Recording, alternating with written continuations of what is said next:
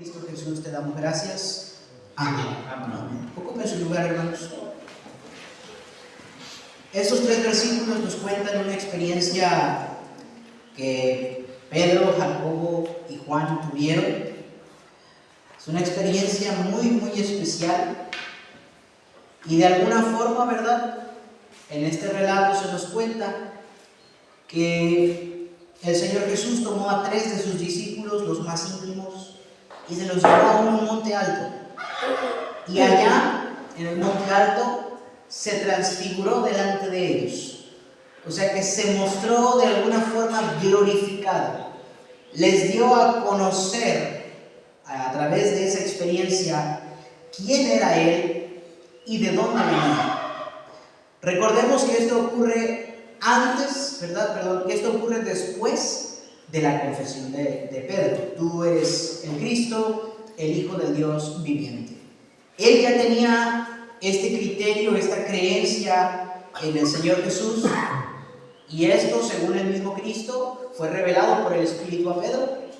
Pero ahora les faltaba de alguna forma verlo. Por alguna razón el Señor tomó a estos 3 y se los llevó al monte para revelarles a mayor exactitud quién era Él, para que ya no tuvieran ninguna duda. Y es aquí donde nosotros podemos entender algo. De una o de otra forma, todos tenemos esta misma revelación. Todos. Si bien es cierto que no estuvimos en el monte de la transfiguración y no hemos visto al Señor con nuestros ojos físicos de tal manera como Pedro, Jacobo y Juan lo vieron, y tampoco lo hemos visto como el apóstol Pablo lo vio camino a Damasco a tal grado que quedó ciego, pero no obstante también hemos tenido esa misma revelación. La Escritura dice, el apóstol Pablo menciona que así como Dios hizo que de las tinieblas resplandeciese la luz en la creación, así Cristo, dice, es el que ha resplandecido en nuestros corazones. Si hoy nosotros creemos en el Hijo de Dios, sabemos que Jesús es Dios, es el Hijo de Dios, que vino a morir para dar perdón a mi vida, perdón de pecado, redención. Aunque no lo has visto físicamente transfigurado, la revelación es la misma. Jesucristo es el Hijo de Dios y Él vino al mundo para dar redención y para dar perdón de pecados por medio de su muerte en la cruz. Es la misma revelación. La Escritura lo declara, la Escritura lo confiesa, la misma revelación. Pero ahora es necesario que nos hagamos una pregunta interesante. ¿Por qué Dios otorgó esta revelación en esta parte de la Biblia a estos 3 y en el mundo cristiano en general a todos y cada uno de los verdaderos creyentes? ¿Cuál era el propósito de Dios al darnos su revelación, la revelación de Jesucristo? ¿Cuál era ese propósito? Porque tiene que haber un propósito por el cual el Señor quiso mostrarle esto a Pedro, a Jacobo y a Juan. Y hay un propósito por el cual la misma revelación se te ha mostrado a ti. Hoy sabes quién es Jesús, lo reconoces, lo adoras, le sirves, le sigues. Pero ¿por qué? ¿Cuál es el propósito? ¿Cuál es el propósito de Dios al darnos su revelación? Bueno, hoy hablaremos acerca de esto durante unos cortos minutos. Hablaremos acerca del propósito de Dios al darnos su revelación. Y vamos a analizar en este mensaje de alguna forma, primeramente, lo que Dios no tenía en mente cuando nos dio su revelación. Lo primero es lo que Dios nunca tuvo en mente al momento de darnos la revelación. Y al final veremos lo que sí tenía en mente, cuál era su propósito definitivo. Así que durante los próximos minutos vamos a hablar acerca de esto. Y es aquí donde vamos a ir comprendiendo en primer lugar que el propósito de Dios al darnos su revelación no era que la guardáramos para nosotros mismos. No era ese el propósito de Dios. Pedro nos enseña esa idea siendo corregida por el mismo Padre que está en los cielos.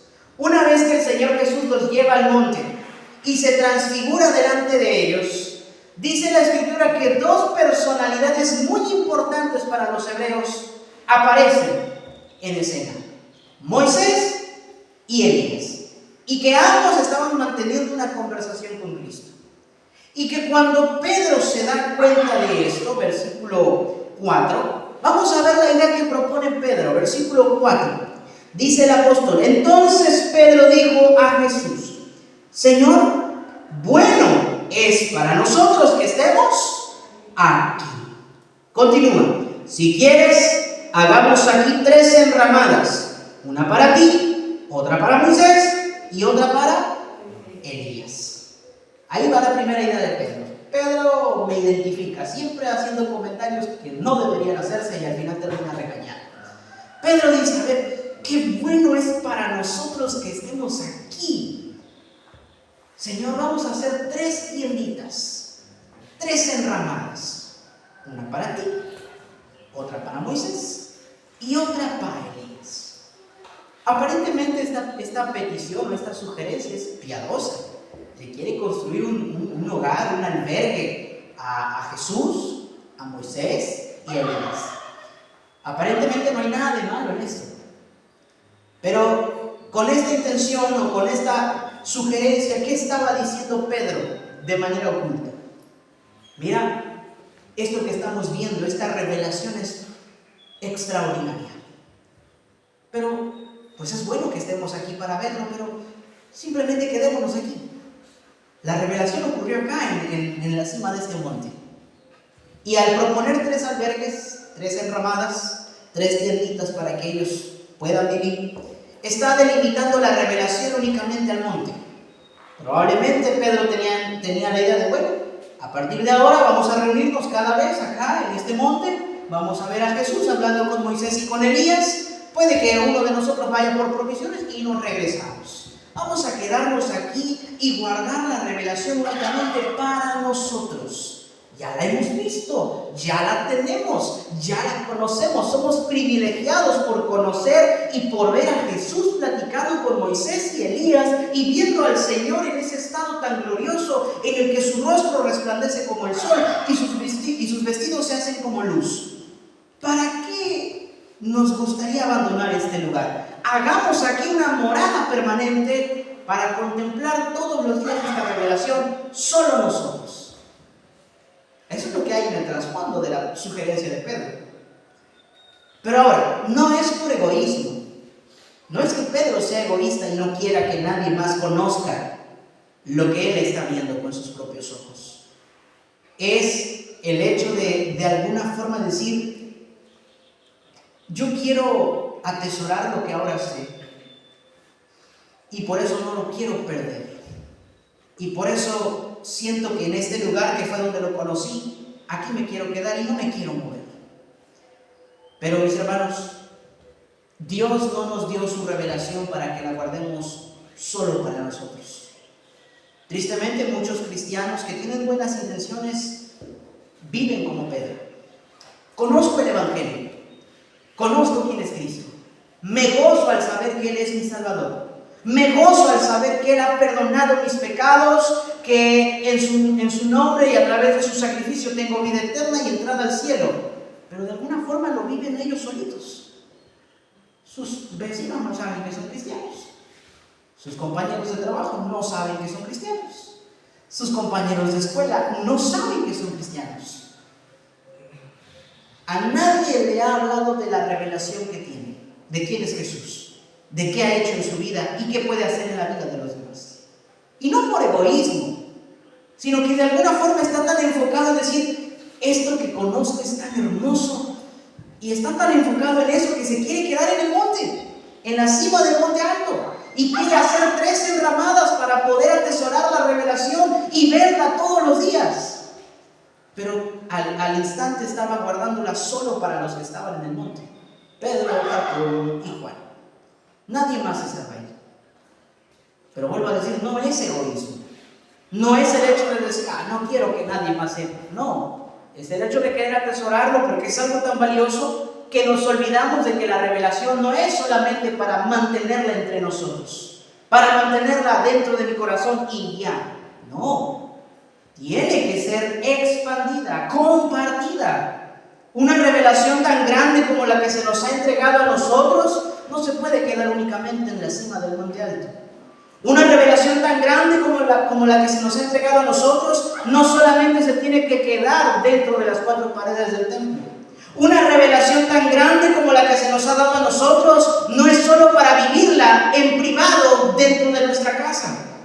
Una revelación tan grande como la que se nos ha dado sobre el Evangelio, que es poder de Dios para salvación a todo aquel que cree, es para compartirla justamente con todas las personas con las que nosotros convivimos. No, si hasta el momento te has quedado en el monte alto y decir, ya conozco, con eso basta. Con que conozca quién es Jesús, lo que ha hecho por mí, que lo confiese como mi Salvador y mi Señor personal, y que sepa que en Él tengo vida eterna, pero no lo comparto. No te quedes ahí. Pedro tenía esta idea muy en el fondo, no por egoísmo, por un error de prioridades, pero además de que la revelación no es para que la guardemos solo nosotros, el propósito de Dios al darnos su revelación tampoco era que añadamos a Cristo a nuestra lista de cosas. El mismo versículo 4 va a ser usado para esto. ¿Cuántas enramadas Pedro sugirió hacer? 3. ¿Para quiénes? Para Jesús, para Moisés y para Elías. 3 enramadas. Ahora, Moisés y Elías ocupan un papel fundamental en la identidad de los hebreos. Moisés es la representación de todo el Pentateuco, de la ley, de la Torá, todo el código de vida ético, moral, social y religioso de los hebreos. Y Elías es la representación de absolutamente todos los profetas del Antiguo Testamento. Así que, cuando vemos la escena de Cristo hablando con Moisés y Elías, estamos viendo interactuar al Pentateuco, a los profetas y a lo que apuntaba el Pentateuco y a los profetas. El Señor Jesucristo dice que las Escrituras dan testimonio de Él. Cuando Cristo resucitó e iba con los discípulos en el camino de Emaús, dice la Escritura que Él comenzó a abrirles la misma Escritura desde Moisés hasta los profetas, dándole a entender que toda la Escritura apuntaba a Cristo. Lo que estamos viendo en esa escena es algo tan simbólico para la mente hebrea, que estaban viendo ellos al que el mismo Pedro, por revelación del Espíritu, conocía que era el Cristo, el Hijo del Dios viviente, pero también estaba viendo a lo que formaba su identidad como hebreo: ley y profetas. Y él quería, de alguna forma, añadir a Cristo a lo que él ya tenía como identidad. Pedro conocía perfectamente la ley, a Moisés, y conocía perfectamente a Elías, los profetas. Ya formaba parte de su identidad, de su creencia, de su código. Desde niños saben las Sagradas Escrituras. Pero la tercera enramada es para añadir a Jesús a la identidad que ya se tiene. Espero que más o menos vayan comprendiendo a qué punto voy. El apóstol Pedro, en este caso discípulo, quería añadir a Jesús a lo que él ya tenía dentro de su mente y dentro de su corazón. Aclaro, yo no estoy descartando el Antiguo Testamento, ese no es el motivo del mensaje hoy. Pero vamos a ver lo que el mismo Dios, Padre, desde los cielos, le dice a Pedro respecto a la idea de las 3 enramadas y de que qué bueno que estén en ese lugar para poder disfrutar la revelación. Versículo 5. Dice la Escritura: mientras él aún hablaba, una nube de luz los cubrió, y he aquí una voz desde la nube que decía: este es mi Hijo amado, en quien tengo complacencia. ¿Qué termina diciendo? A él oíd. No, Pedro, no es necesario que hagas enramadas ni para Moisés ni para Elías. Ahora ha llegado uno mayor, escúchalo a él. Tienes a mi hijo delante de ti, le dice Dios. No tienes que hacer en primer lugar enramadas ni para Moisés ni para Elías. Porque al que tienes delante de ti es mi hijo amado en quien yo tengo complacencia. Y por eso, escúchalo solo a él. Lo primero es entender esto, mis hermanos. La revelación no se nos ha dado a nosotros para que la añadamos a nuestra lista de cosas. En nuestro caso, el Pentateuco y los profetas no era lo que nos daban identidad a nosotros. Venimos de una sociedad gentil y pagana, que en todo caso lo que nos daba identidad a nosotros es una religión diferente. Algunos profesaban ser católicos romanos de hueso colorado. No sabían ni qué significa eso, pero lo repetían. Ahí estaba su identidad. Cuando les predicaban a Cristo, no necesito a Jesús. Es más, ustedes, ¿qué es lo que nos dicen a nosotros los cristianos? Ustedes, los evangélicos, desprecian a mamá María. Por eso, nosotros no queremos estar con ustedes. Su identidad está ahí. E inconscientemente tienen una enramada para María y como que le añaden una otra enramada al lado para Jesús. Pero lo importante es María. Tienen una enramada para María y quieren tener una enramada para Jesús. Muchos otros tienen una enramada para sus propios méritos. Yo estudié hasta tal grado. Yo tengo experiencia en este terreno. Otra enramada. Mis logros son estos. Otra enramada. Mi capacidad intelectual, laboral, física, económica es esta. Otra enramada. Y cuando llegó Cristo a tu vida, muchas veces le queremos hacer otra enramada a Jesús junto con todo lo que ya nos da identidad. Pero de alguna forma vemos que incluso a Pedro se le dijo, no, ya no tienes que hacer enramadas ni para la ley, ni para los profetas. Tienes a alguien que no va a formar parte de tu vida. Escucha bien esto. Jesús no llegó a tu vida para formar parte de ella. No. Jesús vino a ti para volverse tu vida, no parte de ella. Porque cuando volvemos a Jesús parte de nuestra vida, le damos parte de nuestro tiempo, parte de nuestras finanzas, parte de nuestras fuerzas, parte de nosotros. Pero la cosa no funciona así. No puedo añadir a Jesús a mi vida. No, debo entender que Jesús viene para convertirse en la verdadera vida de un cristiano. No es que Jesús viene a mejorar mi vida, no. Viene a darte vida, porque antes de Jesús, bien dice la Escritura, estábamos muertos en delitos y pecados. Por eso hoy quiero que tú destruyas todas las enramadas que tienes. Pedro tuvo que desistir en hacer enramada para Moisés y para Elías. Yo no sé cuáles sean las enramadas que tú quieres construir y para quién. Mi trabajo, más Jesús. Mi salud, más Jesús. Mis fuerzas, más Jesús. Mi tiempo, más Jesús. Yo, más Jesús. Es lo peor, que a veces nos hacemos una enramada nosotros. Yo suelo ilustrarlo con aquel ejemplo de los que van manejando un carro. Quieres a Jesús en tu vida, pero lo pones en el asiento de copiloto y le dices, yo voy manejando. Tú no me vas guiando cuando te necesite. Y a veces Jesús quiere tomar el volante y dice, no, yo tengo una enramada para mí. Te invité a mi vida. Pero no quiero que la controles. No, ten mucho cuidado. Porque la orden final del Padre para el apóstol Pedro fue, a él oíd. Delante de ti tienes a alguien mayor que tus logros.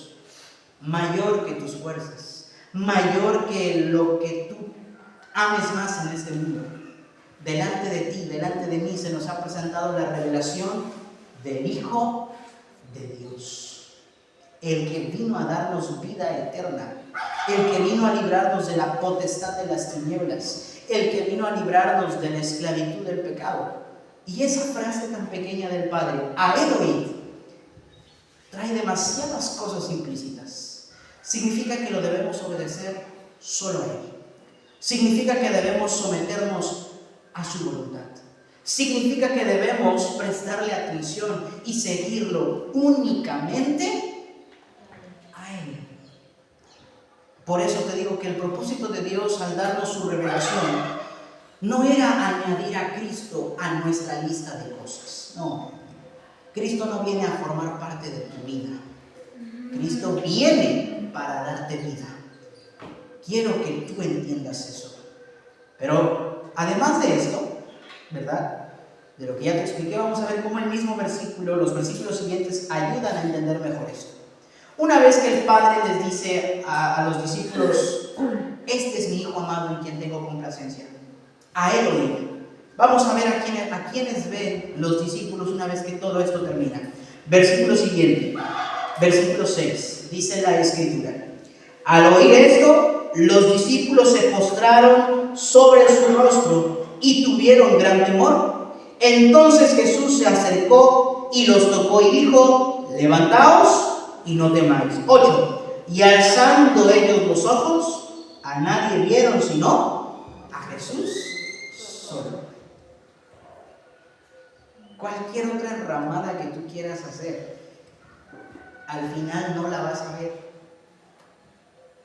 Si tu enramada está hecha para alguien o algo distinto a Cristo, hoy estás escuchando la voz del Padre que te dice: este es mi Hijo amado, en Él tengo complacencia, a Él escuchan.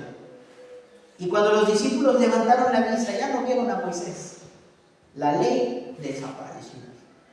Ya no vieron a Elías, los profetas ya no estaban. Pero de los 3 personajes ilustres, había solo uno. No vieron sino a Jesús solo. En los momentos más difíciles de tu vida, en los momentos más álgidos, la fuerza en la que tanto confiamos suele flaquear.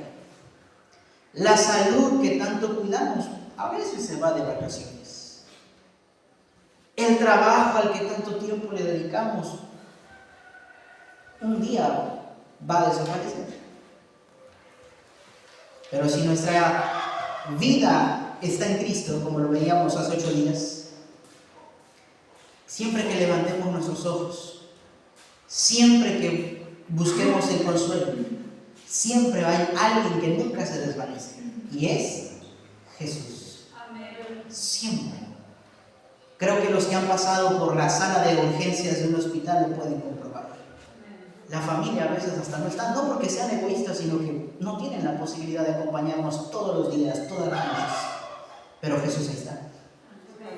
El dinero a veces falla. La enfermedad parece que sabe cuando menos recursos económicos tenemos y es cuando más fuerte nos golpea.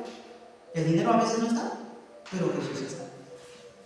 Mis hermanos, por eso hoy quiero que tú agarres el machete, espiritualmente hablando, y tires todas las enramadas que tienes, si no están hechas para Cristo. Y aún, aquí viene algo importante, y aún si tú le has construido una enramada a Jesús, esto va a sonar medio raro, pero también tienes que tirarla. Porque ni a Jesús le construyeron enramadas. No es que el Padre haya dicho: no, a Moisés y a Elías no le construyas, solo a mi hijo construyeron. No, ni a Jesús le construyeron enramada. Porque una enramada en ese monte alto condicionaría la revelación a quedarse ahí. A ver, Jesús, ya te hice una enramada, ahora te quedas acá. Yo me encargo de ir, hago mi vida, voy a la ciudad, compro provisiones, pero tú te quedas acá y yo vengo a verte, porque tu enramada está aquí. Muchos hacemos también eso. Queremos vivir la vida cristiana en casa. Queremos vivir la vida cristiana en el templo. Queremos vivir la vida cristiana con amistades que son cristianas, pero con amistades que no son cristianas, con los familiares que no son cristianos, en entornos no cristianos. Jesús, tú te quedas aquí en la enramada, al ratito vengo por ti. ¿Sí? No se puede. No podemos condicionar a la revelación a quedarse en cierto lugar geográfico. Porque la Biblia nunca dice que le tenemos que hacer una morada a Jesús. Nosotros, por la gracia de Dios, somos esa morada, y a donde vamos nosotros, Cristo va con nosotros. Por eso es importante que primero entiendas que debes derribar todas las enramadas a las otras cosas, y aún si le has construido una enramada a Jesús en tu vida para condicionarlo solo al templo, solo a tu casa, solo a ti mismo, no. A donde tú vayas, Cristo va contigo.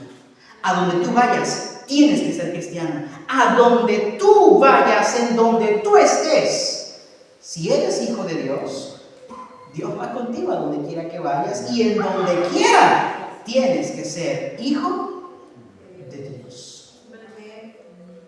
Por eso es importante que entiendas que el propósito de Dios al darnos su revelación no era añadir a Cristo a nuestra lista de cosas, no era condicionar a Cristo a quedarse en un lugar geográfico nada más.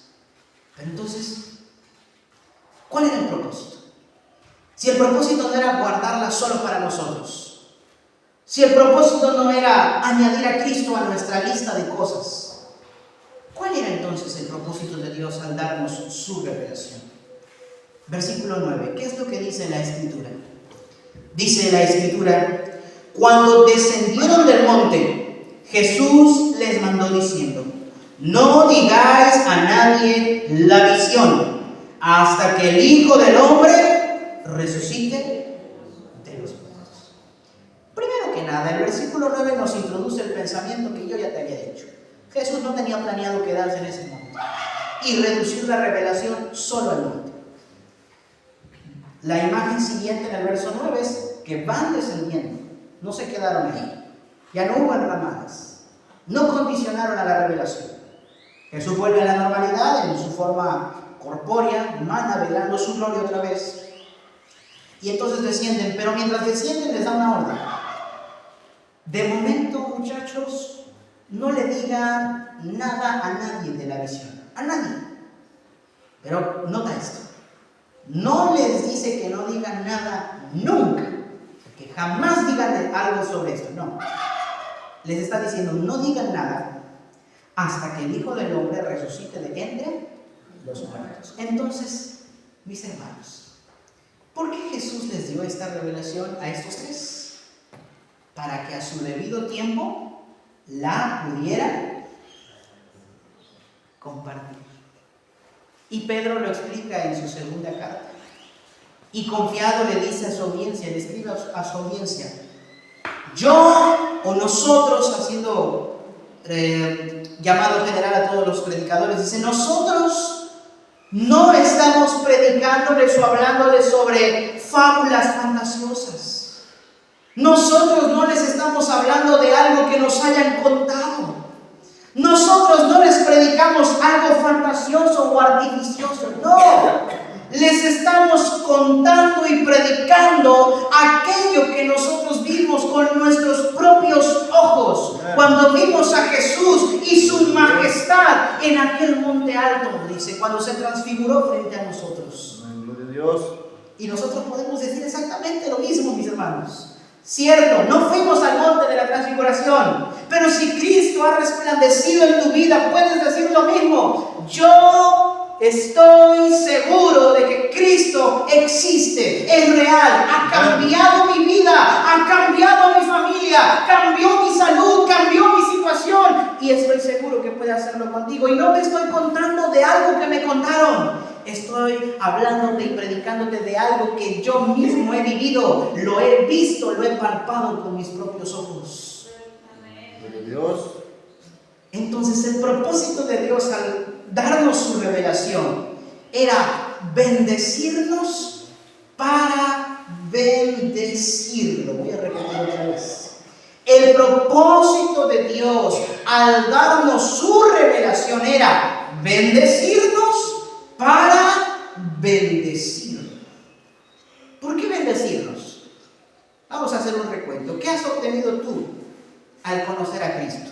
Ayúdenme. ¿Qué han obtenido ustedes al conocer a Cristo? Salvación. ¿Salvación? ¿Qué más? Vida eterna. ¿Vida eterna? ¿Qué más? La paz. La paz. ¿Qué más? ¿Veros de este lado? Paciencia, amor. Paciencia, amor, el fruto del Espíritu. ¿Quién más? Salud, sanidad, ¿qué más? La palabra del Señor, ¿qué más?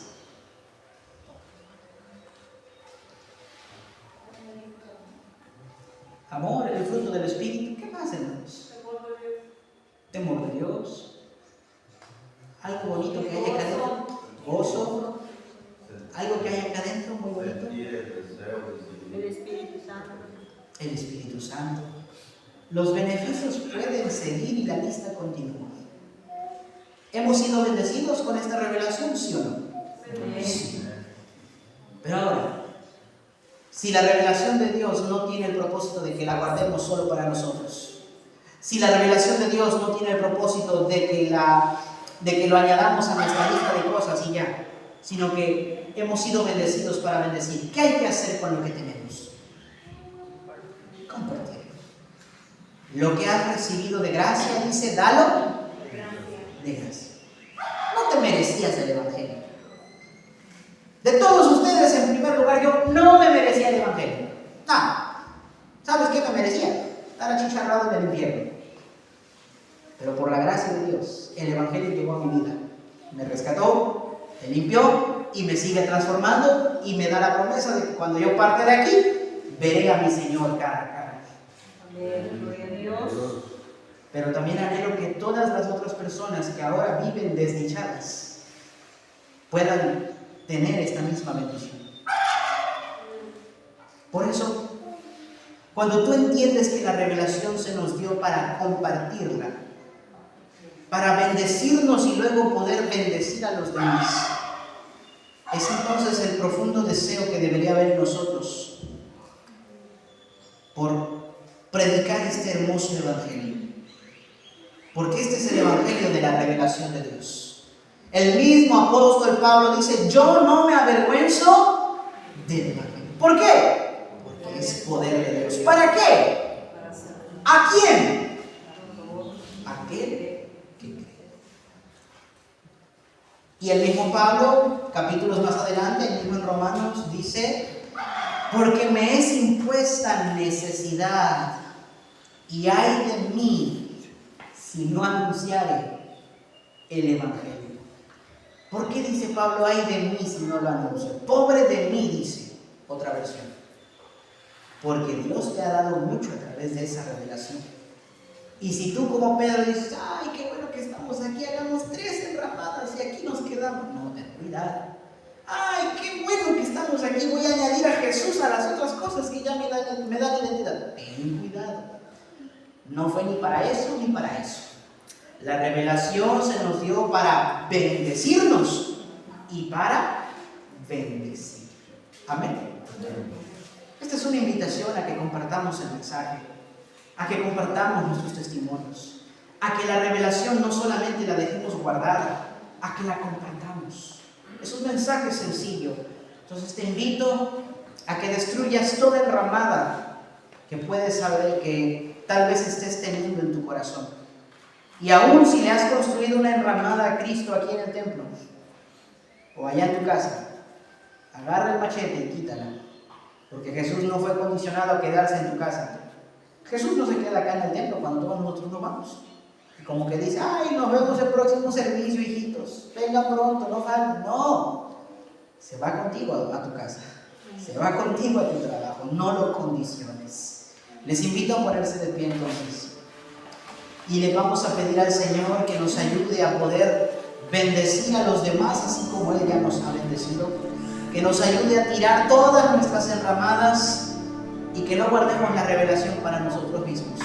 Que no añadamos a Cristo a nuestra vida, sino que Cristo venga a redefinir nuestra vida y que nos ayude a compartir el santo evangelio que se nos ha dado. Oramos. Bendito Dios, en esta hora, mi Dios, te damos gracias porque tú nos has bendecido.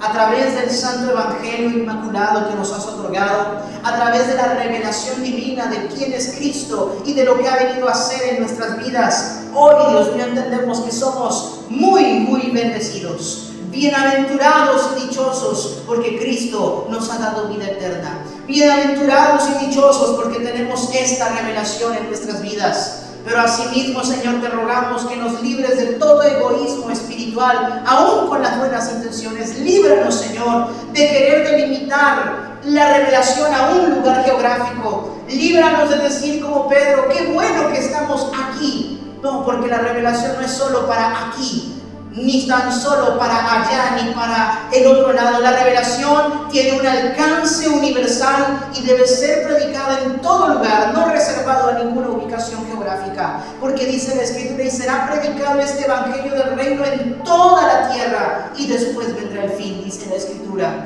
Asimismo, líbranos de que esta revelación venga a formar parte de nuestra vida, que queramos hacerlo de enramada solo para que forme parte, pero que no nos moleste en nuestro itinerario. Al contrario, Señor, hoy ayúdanos a derribar toda enramada, todo albergue, toda tienda que hayamos construido para alguna otra cosa que no sea tu revelación.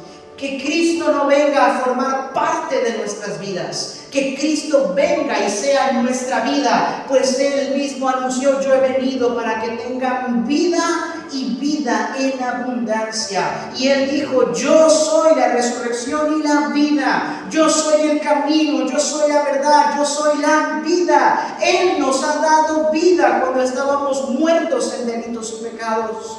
No tengamos nosotros la torpeza de querer añadir a Cristo a nuestra vida, sino que busquemos que Él cambie por completo nuestra vida, que Él nos dé vida y venga a ser parte o a ser el centro de nuestro corazón, que tome el trono de nuestro corazón. Y una vez que hemos entendido la gran bendición que se nos ha dado a través de la revelación, ayúdanos a bendecir a los demás con esta misma revelación, a nuestros amigos, a nuestros familiares, a nuestros vecinos, a los que viven en nuestras comunidades, a la gente con la que tenemos contacto en redes, a la gente con la que tenemos contacto en el trabajo, en las escuelas, seamos jóvenes, seamos adultos, en cualquier lugar en el que nos encontremos.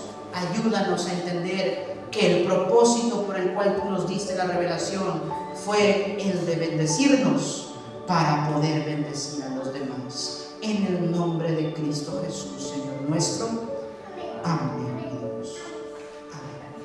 Bueno, hermanos, pues este ha sido el mensaje. El mensaje es que hemos sido bendecidos para poder bendecir. Busca bendecir. Bendice con la revelación que se te ha dado. Bendice compartiendo el Evangelio. Es nuestra obligación compartir el Evangelio. Que el Señor les bendiga. A los que nos miran a través de la pantalla, nos vemos en el próximo servicio.